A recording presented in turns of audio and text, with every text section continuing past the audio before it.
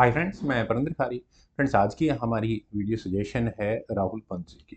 उन्होंने अभी जो हाल फिलहाल FIDE world blitz chess championship हुई थी, उसके गेम के ऊपर वीडियो बनाने के लिए कहा था। Wesley Ivanchuk versus Daniel Naroditsky. Friends, game वाकई में बहुत कमाल की है। वैसे रेटिंग वाइज बता देता हूँ, वेस्ली गजब के प्लेयर है। 2651 उनकी रेटिंग है, डेनियल की रेटिंग 2711। चलिए शुरू करता हूँ कि इस तरह की एक गेम रही थी। वेस्ली वांचुक ने यहाँ D4 के साथ शुरू किया था। नाइट F6 का रिप्लाई यहाँ डेनियल का आया। देन हुआ C4 G6 F3, बिशप आया G7 स्क्वायर पर, E4 D6 बिशप E3, और इसके बाद यहाँ कैसल डेनियल ने किया। नाइट आया C3 स्क्वायर पर, देन हुआ A6 bishop D3। Perfect opening है दोनों तरफ से। Knight attack goes to D7। अरे ये क्या, मैं परफेक्ट की बात कर रहा था कि नाइट ही वापस चला गया। चलिए कोई बात नहीं। Knight eight G goes to E2। White बिल्कुल सही चल रहा है। देन हुआ C5 होने के बाद क्या करेंगे, डी पॉन आगे पुश कर दो, दैट्स इट। बिशप आप लेकर जाओ जहां तक लेकर जाना है, थोड़ी देर के लिए नाइट जरूर पिन है। खैर, नाइट आया E5 स्क्वायर पर, और एक परफेक्ट नाइट पोजीशन है बिल्कुल। और अगले मूव में नाइट दूसरा, मतलब अगर एक्सचेंज होता तो दूसरा नाइट एक अच्छी जगह पर आ सकता है। A4 पहले वाइट ने खेला, दिमाग में रहा होगा। चलिए बी पॉन आगे पुश ना ही हो तो अच्छा ही है। Knight eight B goes to D7 खेला गया, ब्लैक ने बिल्कुल सही किया। B3 हुआ, देन हुआ नाइट टेक्स D3 चेक के साथ, क्वीन टेक्स D3, और उसके बाद खेला गया F5। F1 तो आगे पुश होना ही होना था। खैर, और अब मेरे ख्याल से वाइट के लिए समा चुका था कि वो यहाँ कैसल कर सकते थे, लेकिन कैसल नहीं किया उन्होंने। यहाँ किया रुक D1, दैट्स ओके। B5 हुआ, और फ्रेंड्स यहाँ किस तरह से मेटल एक्सचेंज होने चाहिए कि आपको ए फाइल और बी फाइल सपोर्टेड ये दो पासर्स निकालने हैं, ये भी तरीका था, लेकिन वही तरीका चुना गया। C takes B5, A takes B5। मुझे ऐसा लगता है कि नाइट टेक्स B5 ठीक ठाक मूव था, लेकिन यहाँ खेला गया A टेक्स B5। ठीक है, ये भी बी फाइल में खुद ही पॉन्स डबल करा लिए हैं और रुक को एंट्री दी है ए फाइल के लिए। खैर, नाइट आया F5 E5 स्क्वायर पर, क्वीन पर अटैक बना, क्वीन हटी C2 स्क्वायर पर, देन हुआ F टेक्स E4। और friends F takes E4, knight takes E4 खेला गया। नाइट टेक्स E4 होने के बाद ठीक है, प्रॉब्लम कोई ज़्यादा खास है नहीं। यहाँ ब्लैक ने सबसे पहले एक चेक दिया अपनी क्वीन से, क्वीन A5 चेक। और इस चेक के बाद ठीक है, चेक अगर हटते हैं तो क्या होगा, तो रुख सामने आता है, इतना कोई दिक्कत है नहीं। Knight eight two goes to C3, दूसरे नाइट को वहाँ पर लगाया C3 स्क्वायर पर। और इसके बाद यहाँ डेनियल, यहाँ इस पोजीशन से पता नहीं क्या नज़र आया, उन्होंने यहाँ किया knight sacrifice. Knight takes F3 with check, G takes F3 हंसी खुशी एक्सेप्ट भी कर लिया है। दिमाग में क्या रहा है देखिए। रुक टेक्स F3 होने के बाद फ्रेंड्स प्रॉब्लम क्या है, देखिए बिशप कहीं ना कहीं पिन है। आपने जो नाइट सेक्रीफाइस किया था उसे आप अब जस्टिफाई कर सकते हैं। क्वीन, और देखिए दो डिफेंसेस यहाँ वाइट के रहेंगे इस नाइट पर, और वहीं तीसरा अटैक अगर आपने बिशप हटाया तो उस C3 स्क्वायर पर नाइट पर लग जाएगा ब्लैक की तरफ से। तो इलाज क्या है, आप कहेंगे यार किंग को ले जाओ, ये एग्जैक्टली हुआ था। अब किंग D2 तो किया गया, किंग E2 क्यों नहीं किया गया? देखिए किंग E2 इसलिए नहीं किया गया क्योंकि बिशप आएगा सीधा, और वो खतरनाक सिचुएशन हो जाएगी। खैर, यहाँ खेला गया बिशप D4। बिशप D4, चलिए बिशप एक्सचेंज आस्किंग है, लेकिन वेस्ली ने कहा कि ठीक है यार बिशप एक्सचेंज, देखिए हाँ ये मूव मैं फिर कहूँगा बहुत अच्छा है। अगर आपने बिशप हटाया तो ठीक है, C3 स्क्वायर पर इश्यूज हैं आपके, और अगर आपने मटेरियल एक्सचेंज किया तो उसके बाद पॉन क्या करेगा, नाइट पर प्रेशर बनाएगा, और डबल प्रेशर बढ़ जाएगा उधर नाइट पर। तो क्या इलाज है इसका?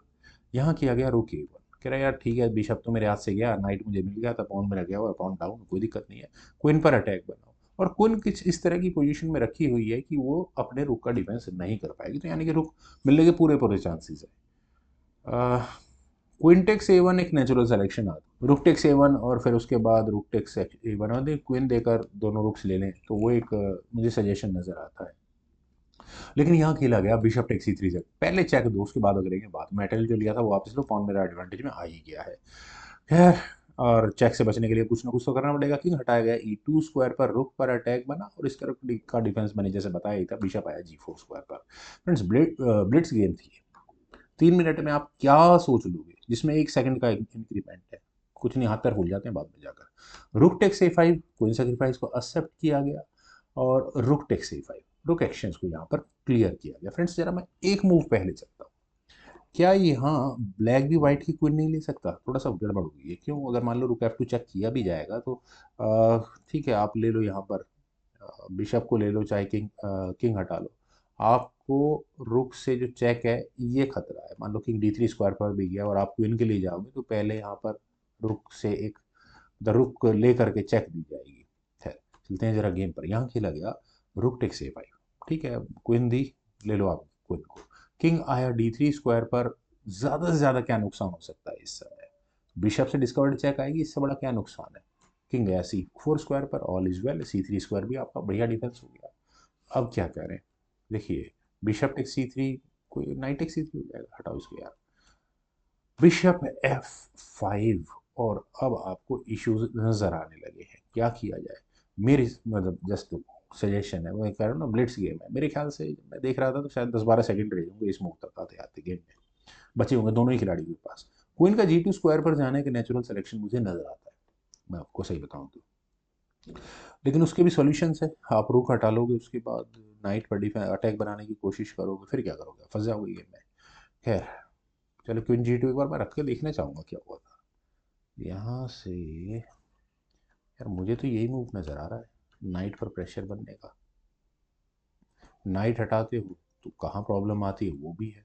रुक e3 से समस्या तो मुझे नजर आ रही है, सॉल्यूशन क्या निकलेगा? खैर ब्लिट्स गेम है ना, इसलिए फटाफट मूव चल दिए होंगे। खैर यहाँ खेला गया queen d2।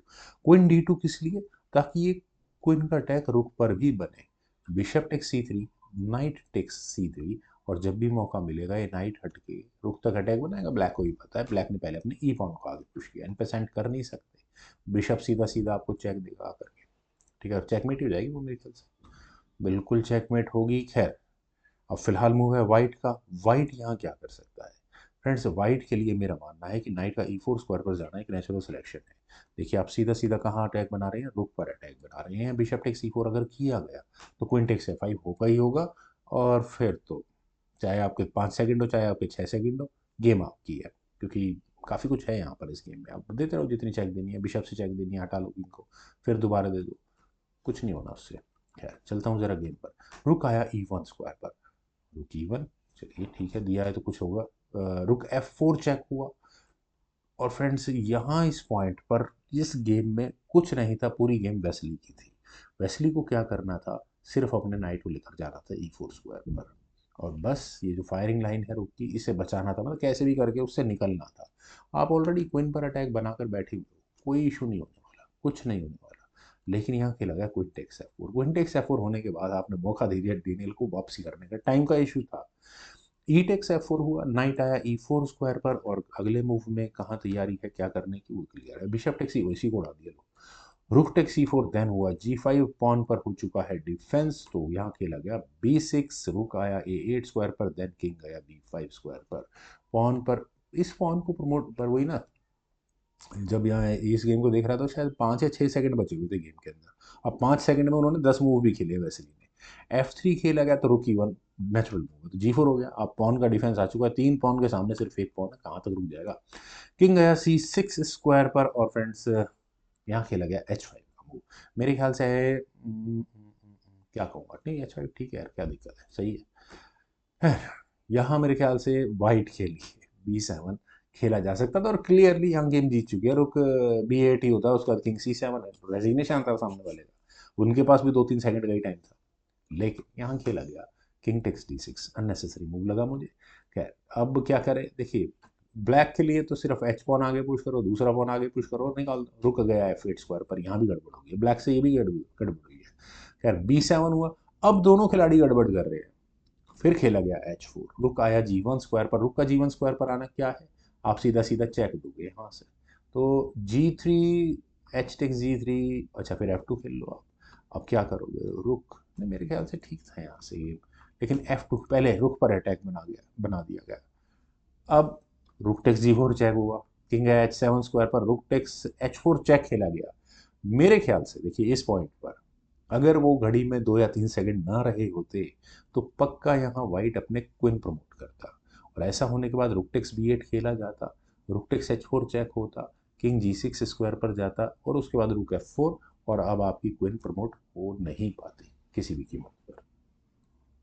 Rook takes b3 कर लेते, देन रुक टेक्स f2, और उसके बाद आपको बिल्कुल क्लियर 2 पॉन है, और वाइट की गेम थी अब क्लियर।